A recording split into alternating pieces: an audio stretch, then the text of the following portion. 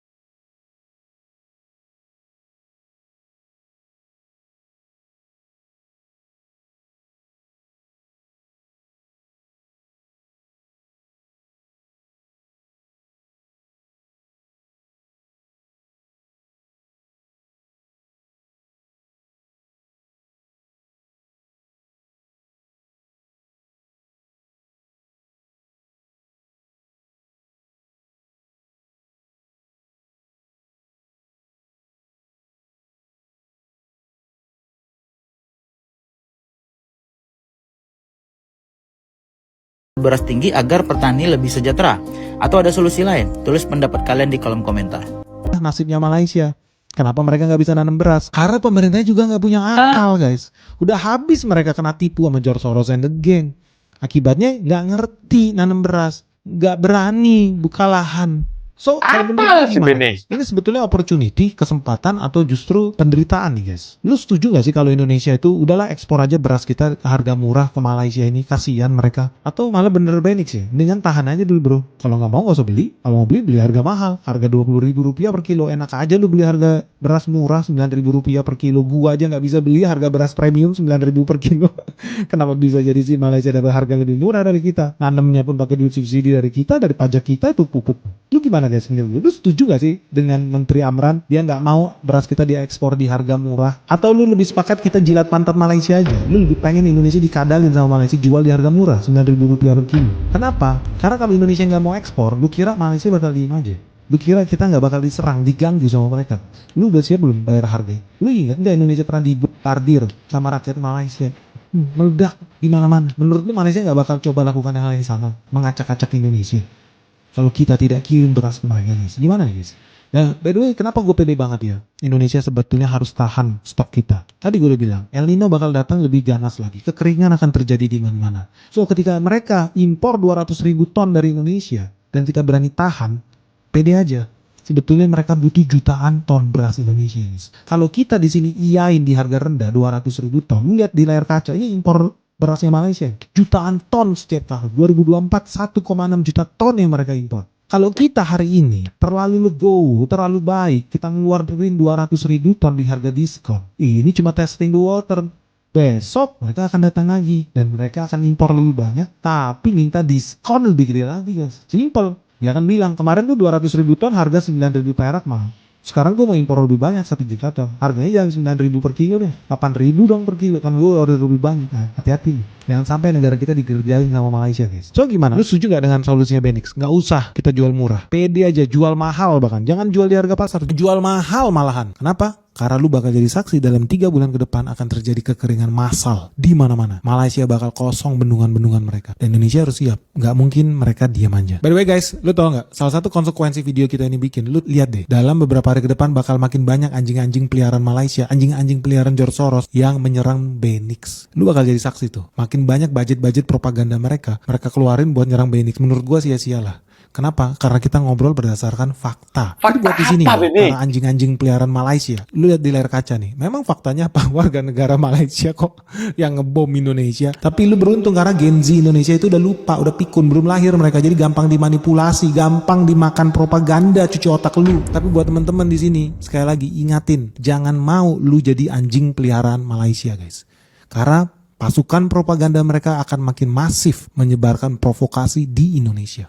Kalau ada orang Indonesia yang mengatakan Malaysia krisis beras, nah lihat nih, ini cuma salah satu contoh dari satu shopping center yang didisplay beras sebanyak ini. Sedangkan aku tinggal atau duduk di Subang Jaya ada 12 mall, 25, 99, 30, 7-Eleven, 20 Speedmart atau KK-Mart, belum lagi kedai runcit. Kalau dengan video yang aku buat ini masih ada orang Indonesia yang masih percaya kalau Malaysia ini ada krisis beras, datang sini buktikan sendiri. Untuk orang Malaysia ada ke tempat orang yang krisis beras, coba komen sikit. Ini yang dikatakan Malaysia krisis beras. Memang betul krisis beras. Ini berada di luar bandar kawasan Alor Gajah, Masjid Tanah. Inilah krisis beras Malaysia. Beras tak ada, tak nampak pun beras. Mana beras ni? Ini bukan beras ni. Ini bukan beras.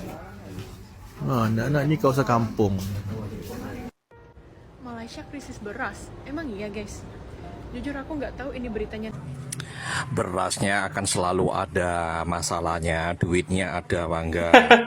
Apalah kau kuri? Mati 5 kilogram aja Duitnya ada sama apa enggak bisa katanya? beli enggak mereka, ya. Nggak ada ceritanya supermarket kosong berasnya, yang ada saldo di bank kosong. Ya, itu masalah. Iyalah kalau Indonesia hilang dirupiahkan. status negara pasaran membangun, apa yang dah jadi? Indonesia kini berdepan satu ujian besar yang boleh memberi kesan kepada ekonomi dan pasaran saham negara tu. MSCI ni tengah nilai sama ada Indonesia ni layak ke tak untuk dikekalkan sebagai pasaran membangun ataupun diturunkan kepada status pasaran sempadan.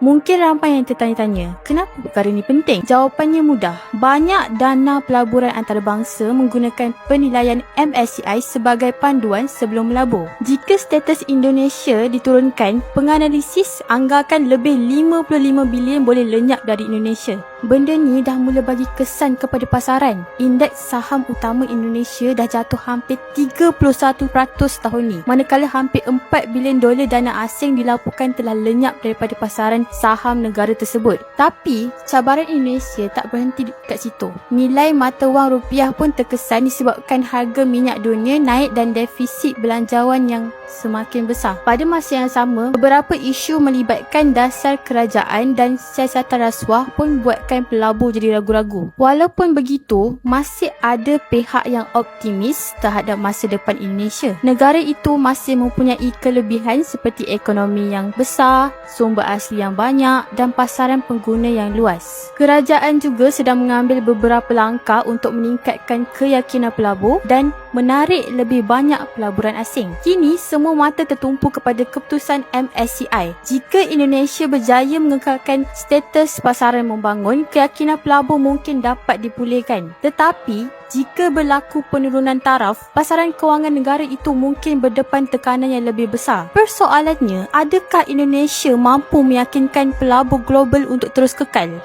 Malaysia dikenal sebagai pionir mobil di Asia Tenggara karena negara ini mampu memproduksi mobil sepenuhnya dari awal. Proton dan Peero 2 merupakan merek mobil nasional Malaysia yang telah berhasil diekspor ke berbagai negara termasuk Indonesia. Bahkan pada tahun 2002, Proton telah mengantarkan Malaysia menjadi negara ke-11 di dunia yang mampu merancang dan memproduksi mobil sepenuhnya dari awal. Malaysia dikenal sebagai negara dengan pertumbuhan ekonomi yang pesat. Menara kembar Petronas yang merupakan bangunan kembar tertinggi di dunia memiliki tinggi mencapai 451,9 meter. Menara kembar ini memiliki 88 lantai yang dilengkapi dengan jembatan penghubung antar gedung kembarnya. Bro, kok bisa ya negara kayak Malaysia dan Singapura tuh dah maju kali nampaknya. Kok tetangga kita yang kerja di sana tuh besar kali rumahnya di kampung. Padahal kalau mau dibandingkan kita dan Malaysia tuh nggak cocok dia, Wak. Dari segi geografi saja, Malaysia tuh lebih simpel dari Indonesia. Negara Malaysia hanya tersebar di 2 daerah aja, Semenanjung Malaka dan di Borneo Utara. Dan dari kolonialisme pun beda. Malaysia yang dulu dijajah Inggris praktis lebih mudah karena jadi ikut negara persemakmuran Britania Raya yang membuat dia jadi punya banyak kawan di dunia ini. Nggak kayak kita, habis dijajah Belanda datang pula Jepang. Kita berusaha memerdekakan diri sendiri, habis merdeka pun beneran sendiri kita di dunia ini, nggak ada kawan. Membuat negara kita ini harus mulai dari 0 kali. Kalian aja nggak mau kan menemani cowok kalian tuh dari 0 lah. Ini Indonesia nih mulai dari 0 semuanya nih. Tapi banyak faktor sih yang menentukan kemajuan negara. Seperti SDM juga penting tuh. Tingkat korupsi di Malaysia aja jauh lebih rendah daripada kita. Coba aja kita minim korupsi dari dulu. Bisa jadi kita lebih maju daripada Malaysia. Tapi ada satu perbedaan lagi yang mencolok untuk Indonesia. Di Indonesia kita punya OK Project, di Malaysia nggak ada. Jasa desain interior dan rumah favorit umat manusia. Pokoknya kalau udah pakai jasa desain rumah dari OK Project nih udah pasti keren. Woi, mantap kali. Malaysia mana ada di OK Project. Itulah makanya rumah Tok Dalang dari dulu sampai sekarang tuh masih gitu-gitu aja. Promosi nih. Project lah pula. Ini Malaysia ya, year to date bagus banget nih indeksnya. Indeks rakyat Indonesia memuji Malaysia. Global team. Sekarang global teamnya kan AI. Iya. And supplier of AI. Yang gila-gilaan kan Korea, Malaysia, ya kan? Terus Taiwan itu ada beberapa company, Singapura pun ada nyangkut beberapa company. Indonesia tuh gak ada sama sekali. Iya, benar. Malaysia tuh berapa tahun yang lalu terpuruk gitu loh. Iya, sekarang ringgitnya kuat banget. Sekarang dia very strong karena dia somehow pas ngomongin global AI dia ada. Kan ngomongin aluminium, kan ada aluminium di bom kan. Terus aluminiumnya kan naik. Mereka ada press metal company satu ini. Press metal yang sejak IPO nggak pernah miss, nggak pernah Nah, itu dia para sahabat dan teman-teman video yang sudah kita simak bahwasanya Indonesia sekarang para sahabat yang mengatakan dekat media sosial yang selalu berkuar-kuar tentang swasembada pangan, beras sudah berlimpah macam itu. Ini masih mencekik harga kepada masyarakat macam itu. Niatnya memang untuk menjaga harga petani macam itu, mensejahterakan petani macam itu. Tetapi kenapa kalau pemerintah sudah stoknya berlambat, tidak mensubsidikan, meringankan beban kepada warga dan tidak menjatuhkan martabat seorang petani dekat Indonesia macam itu. Tapi kalau kita sebuah fakta tentang si Benik mengatakan Malaysia akan krisis beras, mengatakan dalam videonya, saya akan diserang macam itu oleh oleh tim Jorjoros macam itu. Tak ada Benik. Kita ini nak mengeluarkan fakta saja. Kita yang bekerja dekat Malaysia ini, memang dekat Malaysia ini yang apa, ada beras tempatan memang dekat Sekincan itu para sahabat. Beras pengelola beras dekat Malaysia itu dekat Sekincan. Kalian kalau share dekat Google pengelola lahan sawah Sekincan macam itu, luas weh macam itu.